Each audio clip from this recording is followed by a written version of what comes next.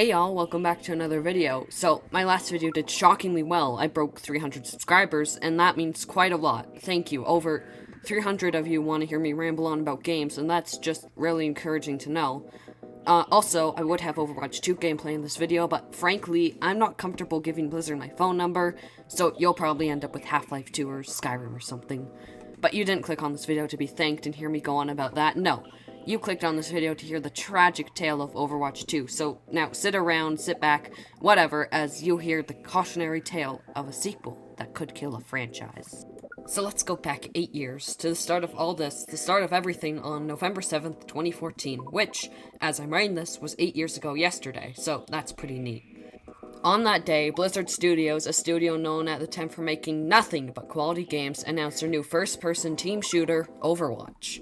Overwatch looked to be a great game. It had variety, quick, unique gameplay, and it looked like it could even take on the behemoth that was Team Fortress 2.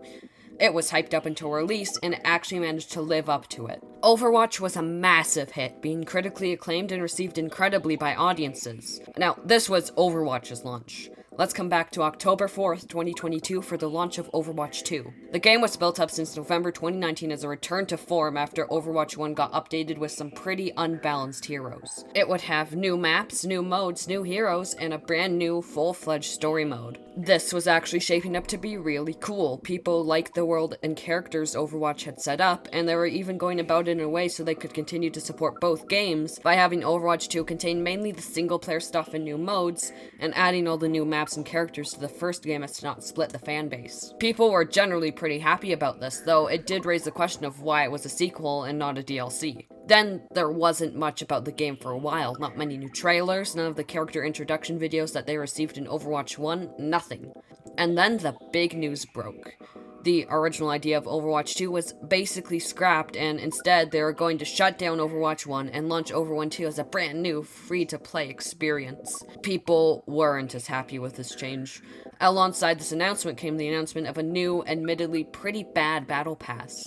This decreased the hype exponentially, and it launched sometime later with not a lot of fanfare. The launch of this game only worsened things. The game launched in a decent state, although it did have a concerning amount of bugs and glitches, but it was mainly bogged down by server issues, insanely long queue times, usually upwards of an hour, and not one, but two major DDoS attacks that stopped people from logging into play. There's also some controversy around Blizzard forcing verification by phone number, but then not accepting certain prepaid plans. In combination with all of this, they had to remove two characters from the launching roster, Bastion and Torb, I don't know how to pronounce his name, to balance out their kits and fix some glitches with them, although Torb was still available in quick play modes. And while this next issue wasn't necessarily a technical issue like the ones previously mentioned, new players who didn't have Overwatch 1 had to play 100 games to unlock all the original Overwatch 1 heroes and had to reach level 50 in the Battle Pass to unlock the new hero Kiriko. This all combined to make an honestly really awful launch for an otherwise okay game. Another large issue in my eyes was the decision to shut down the Overwatch 1 servers, which, might I remind you, was a paid game, but that's more of an issue with Blizzard than an issue with Overwatch 2 itself.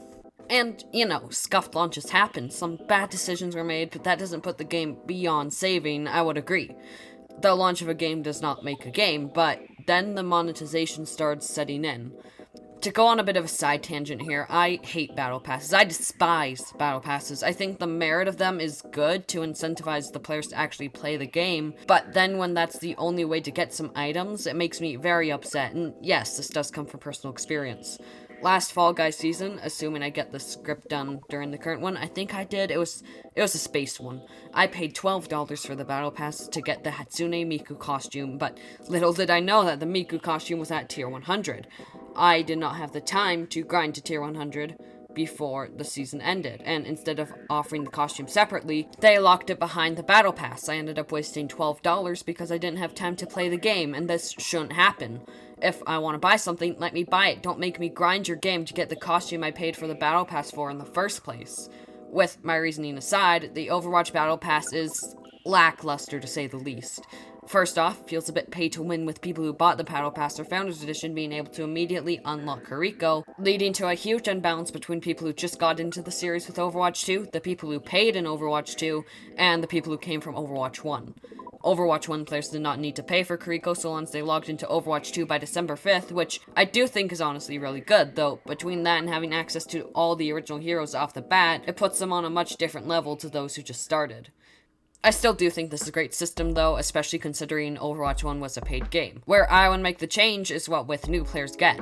First off, I would lower the battle pass tier needed for Kiriko, move it from 50 to around 25. This can ensure that the majority of the player base is able to unlock her before the season ends. In addition, I'd have all of the Overwatch 1 heroes available off the bat, or if they must remain locked until you've played more of the game, lower from a 100 game requirement to 5 or 10. Honestly, I don't understand the reasoning of locking characters behind a grind wall, other than to entice new players to grind for them. You can make the argument that these heroes should only be available for more experienced players, so more people can learn the game before using them, and while this argument may have some merit, especially for the characters with a higher skill ceiling, it kinda falls apart when a player with no prior experience with the game has to learn the other characters anyway. A new player will play like a new player regardless if they're playing as Tracer or if they're playing as Genji.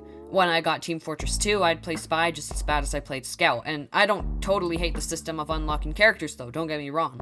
My favorite part of Smash Ultimate was playing a couple matches and then getting the new challenger approaching screen and then fighting the character I was going to unlock. However, there's a huge difference between Smash's and Overwatch 2's unlock system. Smash's unlock system runs on an in-game timer. Every minute spent in-game, be it in the World of Light, the main menu, or actually playing, it counts. There are 74 characters that are unlockable, and this means that to get all characters, you have to play for about 12 hours and 20 minutes. And while that is a lot of time, it being tied to a timer instead of matches makes the experience a whole lot better. I looked at the standard match time for quick play in Overwatch 2, and it's an average Overwatch 2 quick play match takes around 10 to 15 minutes. We'll take the lowest average time, 10 minutes. Multiply this by 100 for just the Overwatch 1 characters, not including the characters you have to grind for in the battle pass, and it comes out to a shocking 16 hours and 14 minutes. While this is just a little under 4 hours from Smash's unlock system, it is still a lot to ask of a player. For every match that you play in Overwatch 2, the lowest average time for a match, not including queue times, which might I remind you are extremely long, you will get one Smash fighter. At max, using the 15-minute average for the match, that comes out to exactly 25 hours. Assuming people have school or jobs to do, this could take a good week, maybe more, to unlock all the characters. I think this could be remedied not only by my previous suggestion of lowering it to a 5 or 10 game requirement, but also by using the Smash system. Let's say every 30 minutes you play the game, roughly 2 matches worth, you unlock a random Overwatch 1 hero. So if we take the amount of Overwatch 1 heroes locked, 19, and then multiply it by 30, the amount of time it takes for one character to be unlocked, you lower the time it takes to get the Overwatch heroes from 16 to 25 hours down to only 9.5 hours. Not only does this significantly cut down on the grind, but it also rewards and entices players to keep going, while allowing for more balanced playstyles among the games since you'll gradually receive a wider set of heroes to use rather than the same few for 100 matches. A game that entices players to keep going to unlock the characters is a much better game than one that just tells you to play the game and eventually you'll get the reward.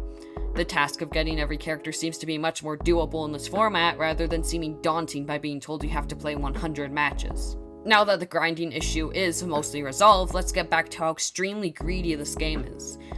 Overwatch 2 has a lovely little item shop reminiscent of Fortnite's shop. In the shop, you can find weapon charms, skins, taunts, the general things you'd find in an item shop. But then there's the pricing.